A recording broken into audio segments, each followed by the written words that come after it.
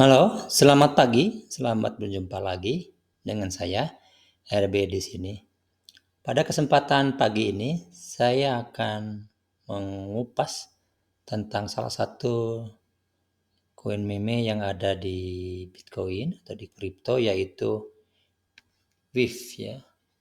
Ini termasuk token baru ya. Ini berdiri sekitar tahun 2023 dan di Binance ini sekitar Maret 2024 ya. Ya, di launchingnya ini baru ya, seperti ini. Untuk lebih jelasnya kalau Anda ingin tahu meme wife-nya ini bisa lihat di deskripsi itu penjelasan ide video saya ini ya. Oke, mari kita coba bahasnya. Situasinya seperti ini sekarang ini ya, bahwa di USD-nya bahwa di awal-awal ini terjadi kenaikan yang cukup besar, yaitu sekitar 300%, 386 atau hampir 4 kali dari harga awalnya ya. Dan setelah itu terjadi korektif ya sehingga sampai di sini ya, hingga sampai sekarang ya. Nah, layaknya perilaku dari koin-koin baru atau token-token baru yang ada di kripto itu biasanya memang terjadi pergerakan fluktuasi seperti ini. Dan ini adalah kenaikan sekitar 4 kali atau 400% ini sebenarnya ini tahapan awal biasanya gitu ya.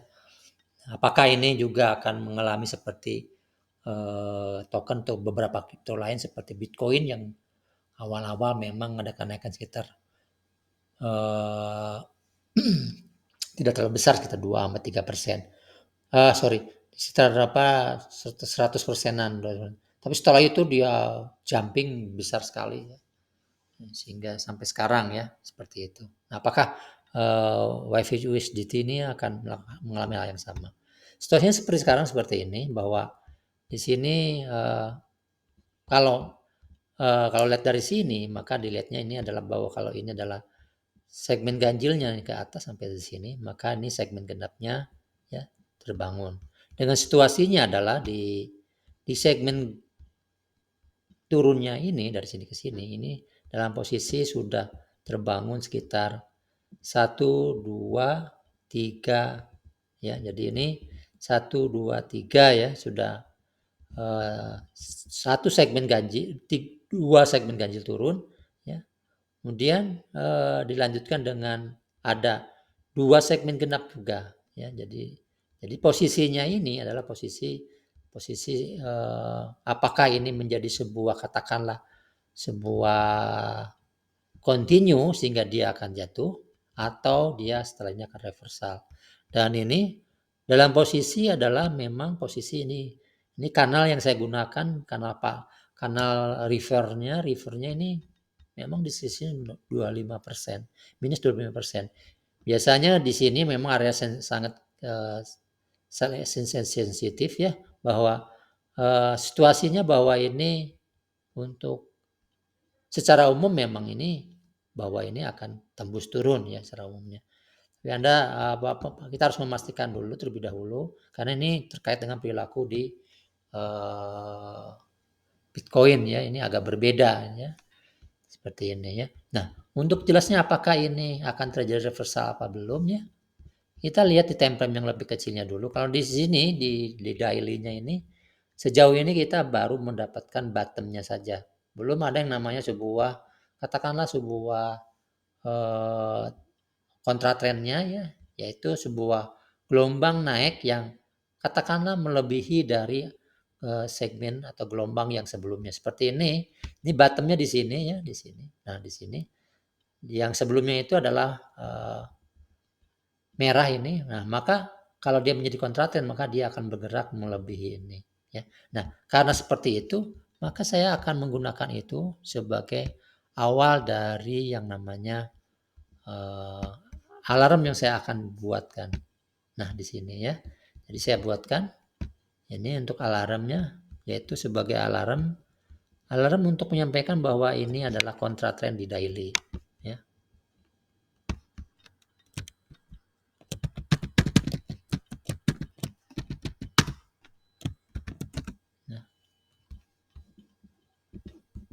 Seperti itu ya.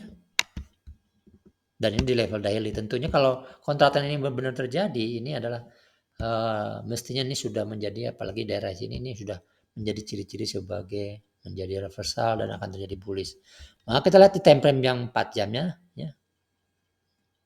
Atau jadi daily ini belum ada kontrakan. Coba kita lihat di 4 jamnya.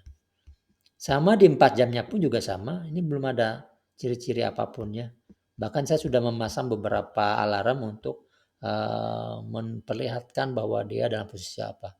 Pemasangan alarm ini saya gunakan sengaja saya gunakan untuk saya tidak terlalu monitoring. Saya cukup di poin titik-titik yang menyatakan sebuah kaki segmen dari sebuah gelombang Elliott ya. Seperti di sini ya, ini kaki segmen semua ya. Seperti itu. Ini udah ada berapa ya. Dan kita turunkan lagi ke time frame yang lebih kecilnya lagi. Dan ini pun sama. Ya, dan ini pun sama. Ini belum ada kontratrend sama sekali, ini belum ada. Karena batas kontratrendnya di sini, kalau yang ini adalah yang ini ya, di sini ya. Di sininya belum, sama sekali belum ada. Ya. Kontratrendnya. Maka saya geser yang ini ya, ke kontratrend yang di sini. Saya ingin melihat apakah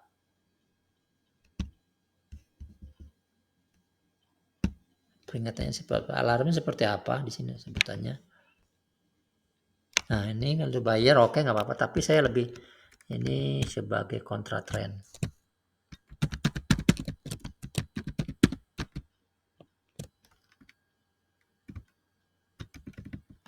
Nah, seperti itu.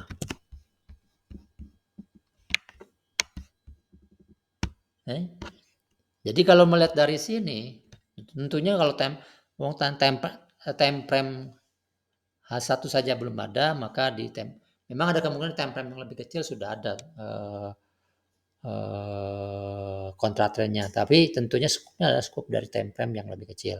Ya, kita cukup menunggu di time frame yang H1 untuk memastikan. Kenapa di sini kalau yang ini ya, kalau kita katakanlah saya aktifkan ini di time frame yang lebih besar juga di hari, karena ini 4 jam saja sudah cukup sebenarnya untuk menunjukkan bahwa bagaimana di titik itu pengamatan kita tuh masih sangat tinggi ya kalau memang terjadi ya terhadap segmen yang topnya ini pun ini sudah masih cukup tinggi ya.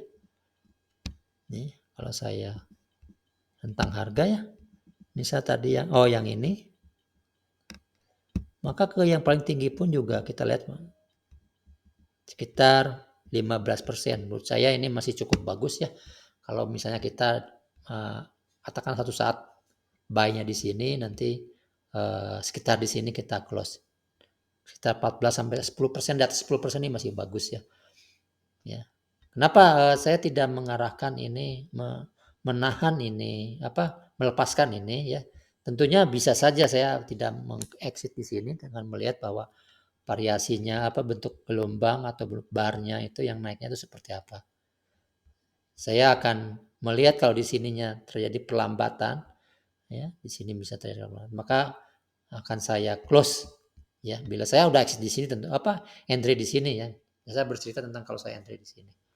Ya, seperti itu. Jadi kesimpulannya adalah bahwa untuk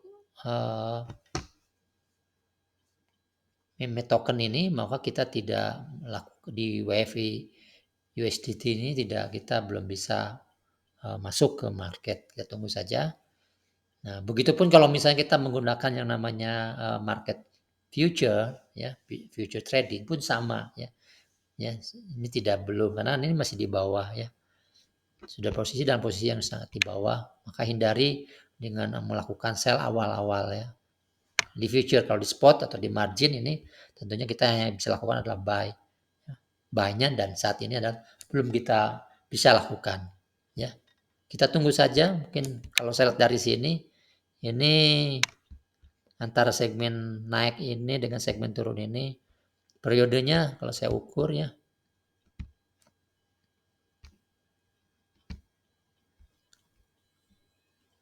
ini zona waktu PIF saya ukur. Nah ini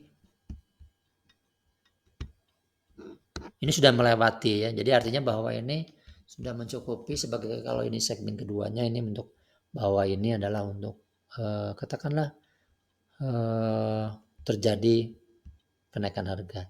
Hanya kita harus menunggunya saja, sabar karena tadi waktu time frame daily-nya ini bottom-nya ini kalau kita lihat di sini tidak menutup kemungkinan bisa mengejar bottom yang di sini. Oke. Baik, ini saya cukup sampai di sini dulu untuk analisa di Bitcoin ini. Sekian, terima kasih.